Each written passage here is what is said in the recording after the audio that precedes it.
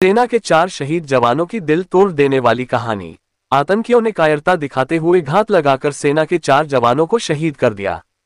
इस वारदात में सेना के 3 जवान घायल भी हुए हैं। अब इन सैनिकों के परिवार के बारे में जानकारी सामने आई है। 4 में से 2 जवानों की अगले साल शादी होने वाली थी। जम्मू कश्मीर के राजौरी में बीते दिनों आतंकवादियों ने सेना के 2 वाहनों पर घात लगाकर हमला कर दिया, जिसमें 4 जवान शहीद हो गए। आतंकियों की इस कायराना हरकत के बाद शहीदों के पार्थिव शरीर उनके परिवार के पास रवाना कर दिए गए। इस वारदात के बाद शहीदों के परिवार से जुड़ी दिल तोड़ देने वाली कहानियां सामने आईं। इनमें से किसी की जल्द ही शादी होने वाली थी तो कोई अपने पीछे हंसता खेलता परिवार छोड़ गया। शहीदों में कानपुर के सैनिक करण सिंह यादव भी शामिल हैं। वे कानपुर शहर के चौबेपुर के भावपुर गांव के रहने वाले थे। शहीद सैनिक आखिरी बार अगस्त में अपने घर आए थे। इसके बाद फरवरी में उसने पिता से आने के लिए कहा था, लेकिन उनके आने से पहले ही घर में शहीद होने की सूचना पहुंच गई। उनकी मौत की सूचना जैसे ही घर में पहुंची, पूरे गांव में मातम छा गया। गांव के लोगों के मुताबिक करण सिंह छुट्टी पर जब भी गांव आते थे तो गांव वालों को बड़ा प्यार और सम्मान देते थे। करण सिंह के घर में उसके माता पिता के अलावा एक भाई और 2 बहनें हैं। उसकी शादी हो चुकी थी। करण की 2 कम उम्र की बेटियां हैं। परिवार का कहना है शाम को फोन आया था कि उसके पैर में गोली लगी है। इसके बाद हम लोगों ने जब पता करने की कोशिश की तो पता चला वह देश के लिए बलिदान हो गए हैं। प्रशासन की तरफ से एसडीएम और पुलिस अधिकारी भी परिजनों से मिलने पहुंचे थे। करण सिंह यादव का पार्थिव शरीर आज की देर रात कानपुर पहुंच सकता है। देश के लिए बलिदान वीर सैनिक का कानपुर में पूरे राष्ट्रीय सम्मान के साथ अंतिम संस्कार होगा। रात 12 बजे यूनिट से आया फोन। शहीदों में उत्तराखंड के कोटद्वार के सैनिक गौतम कुमार भी शामिल हैं।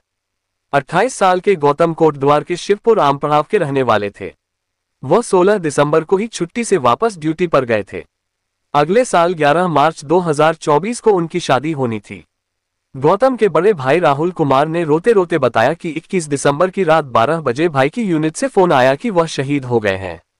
घर में कोहराम मच गया।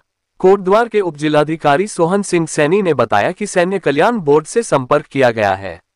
जब पार्थिव शरीर उनके घर कोटद्वार पहुंचेगा तभी बताया जाएगा कि अंतिम संस्कार कहां किया जाएगा। गरीब परिवार से आते थे चंदन। आतंकी हमले में नवादा के वारिसलीगंज प्रखंड स्थित नारोमुरार गांव के राइफलमैन चंदन कुमार भी शहीद हुए हैं। घटना की सूचना घरवालों को फोन पर दी गई। सूचना मिलने के बाद घरवालों का रो रो कर बुरा हाल है। उनके घर में माता पिता के अलावा कुल 3 भाई हैं। एक बड़ा और एक भाई छोटा है।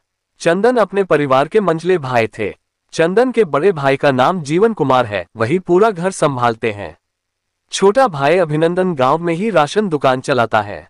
चंदन ने 2017 में सेना में शामिल हुए थे। उनकी शादी 18 महीने पहले बिहार की लखीसराय में हुई थी। चंदन बेहद गरीब परिवार से थे। पहले फोन पर नहीं हुआ विश्वास। सेना की तरफ से जब फोन किया गया तो कॉल उनके छोटे भाई अभिनंदन ने रिसीव किया।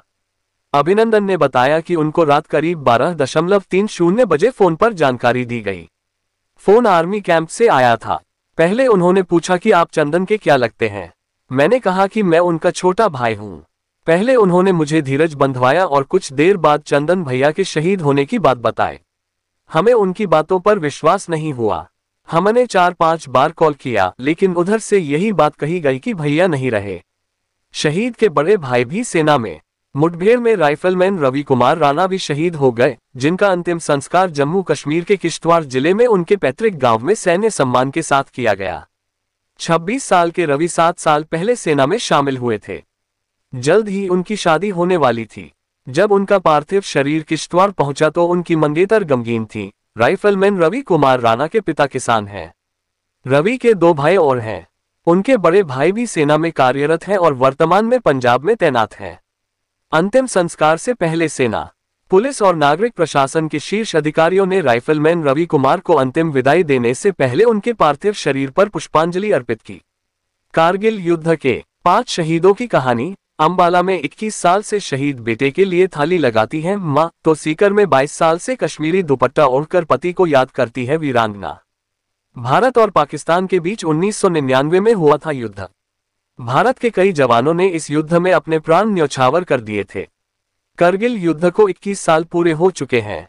1999 में भारत और पाकिस्तान के बीच कारगिल युद्ध हुआ था, जिसमें भारत की जीत हुई थी। कई वीर जवानों ने कारगिल युद्ध में अपने प्राण न्यौछावर किए। इन वीरों ने देश की सीमाओं की रक्षा के लिए अपने प्राण न्यौछावर कर दिए।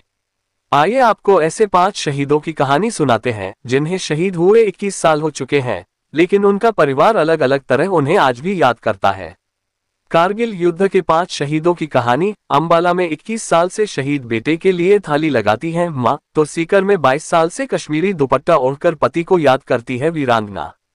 जयपुर 4 वर्ष पहले। अंबाला में 21 साल से शहीद बेटे के लिए थाली लगाती है मां, तो सीकर में 22 साल से कश्मीरी दुपट्टा ओढ़कर पति को याद करती है वीरांगना। जयपुर दैनिक भास्कर।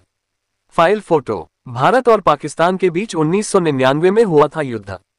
भारत के कई जवानों ने इस युद्ध में अपने प्राण न्यौछावर कर दिए थे। करगिल युद्ध को 21 साल पूरे हो चुके हैं। 1999 में भारत और पाकिस्तान के बीच कारगिल युद्ध हुआ था, जिसमें भारत की जीत हुई थी। कई वीर जवानों ने कारगिल युद्ध में अपने प्राण न्यौछावर किए। इन वीरों ने देश की सीमाओं की रक्षा के लिए अपने प्राण न्यौछावर कर दिए। आइए आपको ऐसे 5 शहीदों की कहानी सुनाते हैं जिन्हें शहीद हुए 21 साल हो चुके हैं, लेकिन उनका परिवार अलग अलग तरह उन्हें आज भी याद करता है। अंबाला। आज भी सजा कर रखा है बेटे का कमरा, रोज साफ सफाई भी होती है। 80 साल की सरदारी देवी हाथ में रोटी की थाली लिए शहीद बेटे पवन के कमरे में बैठी हैं।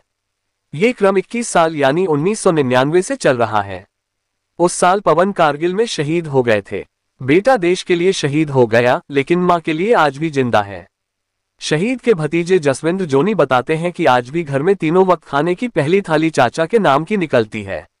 घर में चाचा का कमरा आज भी सबसे संवरा हुआ है। इसमें उनकी बचपन से लेकर शहादत तक की तस्वीरें व इस्तेमाल की चीजें रखी हैं।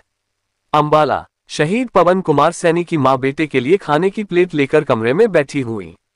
नारायणगढ़ के गांव गदौली के 29 वर्षीय पवन कुमार सैनी की 24 सितंबर 1999 को शादी होनी तय थी। घर को ठीक करवाने का काम चल रहा था।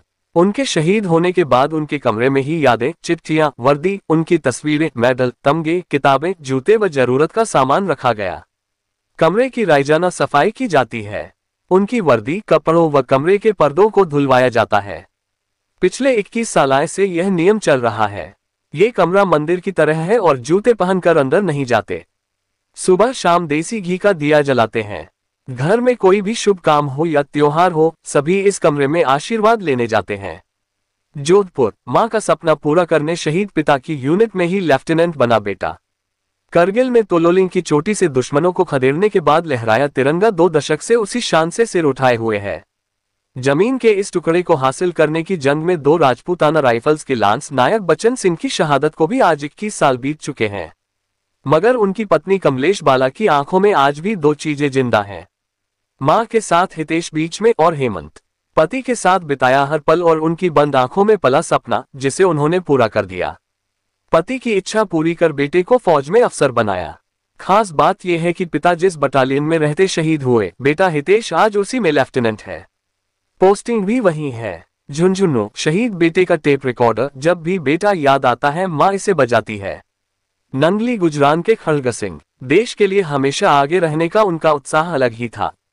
कारगिल में जिले से सबसे पहले शहादत भी खड़ग सिंह ने दी।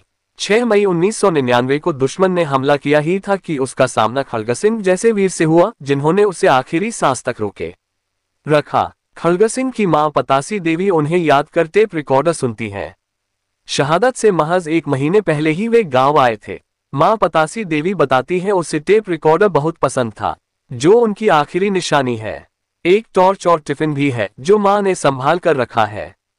सीकर। आखिरी निशानी के तौर पर पत्नी के पास गिफ्ट में मिली साड़ी और दुपट्टा। रामपुरा गांव के विनोद कुमार देश के लिए करगिल में शहीद हुए। 1998 में जब वे कश्मीर में तैनात थे, छुट्टियों में पत्नी सविता देवी के लिए एक कश्मीरी टा और साड़ी लाए थे। आज ये टा और साड़ी उनकी आखिरी निशानी है। कारगिल युद्ध के 5 शहीदों की कहानी। अंबाला में 21 साल से शहीद बेटे के लिए थाली लगाती है मां, तो सीकर में 22 साल से कश्मीरी दुपट्टा ओढ़कर पति को याद करती है वीरांगना। जयपुर 4 वर्ष पहले। अंबाला में 21 साल से शहीद बेटे के लिए थाली लगाती है मां, तो सीकर में 22 साल से कश्मीरी दुपट्टा ओढ़कर पति को याद करती है वीरांगना। जयपुर दैनिक भास्कर। File photo. भारत और पाकिस्तान के बीच 1999 में हुआ था युद्ध। भारत के कई जवानों ने इस युद्ध में अपने प्राण न्यौछावर कर दिए थे। करगिल युद्ध को 21 साल पूरे हो चुके हैं। 1999 में भारत और पाकिस्तान के बीच कारगिल युद्ध हुआ था, जिसमें भारत की जीत हुई थी। कई वीर जवानों ने कारगिल युद्ध में अपने प्राण न्यौछावर किए। इन वीरों ने देश की सीमाओं की रक्षा के लिए अपने प्राण न्यौछावर कर दिए। आइए आपको ऐसे 5 शहीदों की कहानी सुनाते हैं जिन्हें शहीद हुए 21 साल हो चुके हैं, लेकिन उनका परिवार अलग अलग तरह उन्हें आज भी याद करता है।